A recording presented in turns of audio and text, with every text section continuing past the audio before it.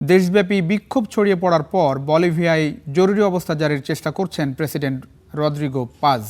জরুরি পরিস্থিতি নিয়ন্ত্রণ সংক্রান্ত একটি বিল তিনি সংসদে জমা দিয়েছেন। এরই মধ্য দিয়ে বিক্ষোভ নিয়ন্ত্রণে আরও কঠোর পদক্ষেপ নিতে চান প্রেসিডেন্ট। প্রায় এক মাসেরও বেশি সময় ধরে বলিভিয়ায় চলছে বিক্ষোভ। খনি শ্রমিকদের বেতন বাড়ানোর এই বিক্ষোভ এখন সারা দেশে ছড়িয়ে পড়েছে। কৃষক ও শ্রমিক, শিক্ষক সহ বিভিন্ন পেশাজীবীরা বিক্ষোভে যোগ দিয়েছেন। বিক্ষোভকারীরা রাজধানীর সাথে দেশের অন্যান্য এলাকায় যোগাযোগ বিচ্ছিন্ন করে দিয়েছে। ফলে খাদ্য, ওষুধ সহ জরুরি সরবরাহ প্রায় বন্ধ হতে বসেছে।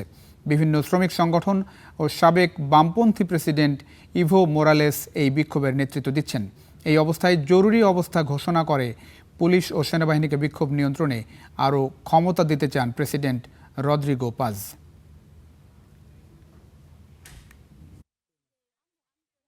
Junto a las Fuerzas Armadas, nuestra Policía Nacional, todo aquel esfuerzo que va a hacer nuestra Policía Nacional y a otro boliviano. Más bien extendemos la mano.